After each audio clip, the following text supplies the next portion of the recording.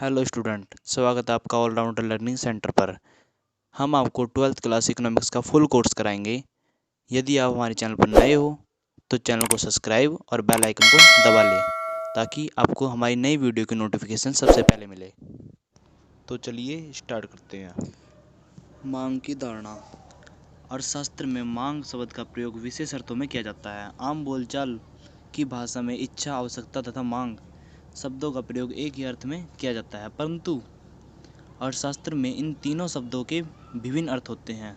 मान लीजिए आपकी रंगीन टीवी लेने की इच्छा है, परंतु आपके पास पर्याप्त धन नहीं है, तो यह इच्छा आर्थिक दृष्टि से केवल इच्छा ही है, मांग नहीं है। और यदि पर्याप्त धन होते हुए भी आप उस टीवी को खरीदने पर खर्च करना नहीं चाहते, तो इच्छा केवल आवश्यकता ही कहलाएगी, मांग नहीं।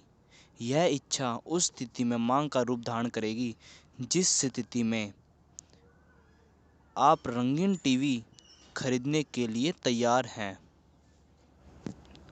यानी तत्पर हैं। मांग और मांगी गई मात्रा में अंतर। मांग क्या है? मांग किसी पदार्थ या वस्तु की वे मात्राएं हैं जो अन्य तत्वों के समान रहने पर एक उपभोक्ता समय की एक निश्चित अवधि में विभिन्न कीमतों पर खरीदने के लिए इच्छुक है तथा योग्य है। मांगी गई मात्रा। अन्य बातें समान रहने पर किसी वस्तु की एक निश्चित कीमत पर एक उपभोक्ता जितनी मात्रा खरीदने को इच्छुक तथा योग्य होता है उसे मांगी गई मात्रा कहा जाता है।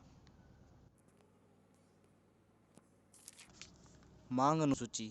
मांग अनुसूची वह तालिका है जो अन्य बातें समान रहने पर किसी वस्तु की विभिन्न कीमतों तथा उन पर खरीदी गई मात्रा के संबंध को प्रकट करती है। मांग अनुसूची दो प्रकार की होती हैं, व्यक्तिगत मांग अनुसूची और बाजार मांग अनुसूची। व्यक्तिगत मांग अनुसूची। किसी निश्चित समय में एक व्यक्ति किसी वस्तु की विभिन्न कीमतों पर जितनी मात्राओं की मांग करेगा उसकी तालिका को व्यक्तिगत मांग अनुसूची कहेंगे। बाजार मांग अनुसूची। बाजार मांग अनुसूची की परिभाषा किसी वस्तु की उन मात्राओं के रूप में दी जाती है जो उस वस्तु के सभी उपभोक्ता किसी निश्चित समय पर संभव कीमतों पर खरीदेंगे।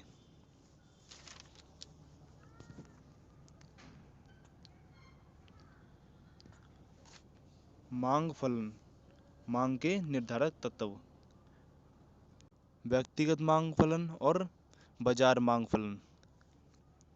वस्तु की अपनी कीमत। दूसरा, संबंधित वस्तु की कीमतें,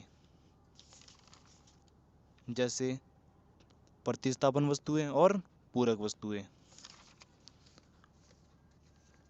उपभोक्ता की आय।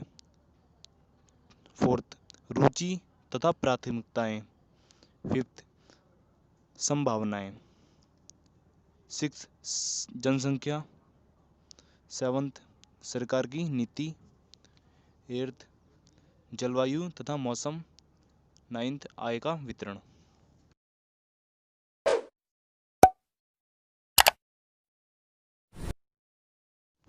मांग का नियम यह बताता है कि अन्य बातें समान रहने पर किसी वस्तु की अपनी कीमत बढ़ने पर उसकी मांग कम हो जाती है तथा अपनी कीमत कम होने पर उसकी मांग बढ़ जाती है।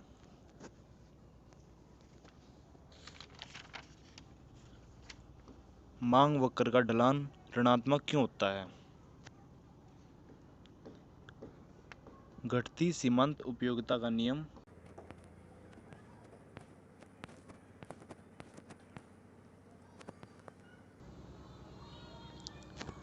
आय प्रभाव, प्रतिस्थापन प्रभाव, उपभोक्ता समूह का आकार, विभिन्न उपयोग। मांग के नियम के अपवाद। मांग के नियम के कुछ अपवाद भी हैं। इसका अर्थ यह हुआ कि कुछ वस्तुओं की कीमत अधिक होने पर उनकी मांग बढ़ जाती है तथा कीमत कम होने पर उनकी मांग कम हो जाती है। सबसे पहले इस तथ्य का सर रॉबर्ट ग्रिफिन ने विश्लेषण किया था, इसलिए इसे ग्रिफिन का विरोधाभास भी कहा जाता है। पहला, प्रतिष्ठा सूचक वस्तुएं। इनकी मांग बढ़ने से इनकी कीमत कम नहीं होती। अज्ञानता। अज्ञानता के कारण लोगों में भ्रम होता है कि कम कीमत वाली वस्तुएं घटिया होती हैं, इसलिए वह उन्हें नहीं खरीदते। गिरफन वस्तुएं।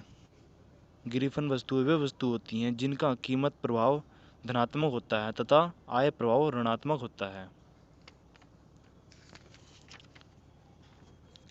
मांग का विस्तार, मांग में वृद्धि, मांग का संकुचन और मांग में कमी को डायग्राम के माध्यम से समझा जा सकता है। नेक्स्ट वीडियो में इसके डायग्राम करते हैं। वीडियो अच्छी लगी हो तो लाइक, शेयर एंड कमेंट जरूर करें।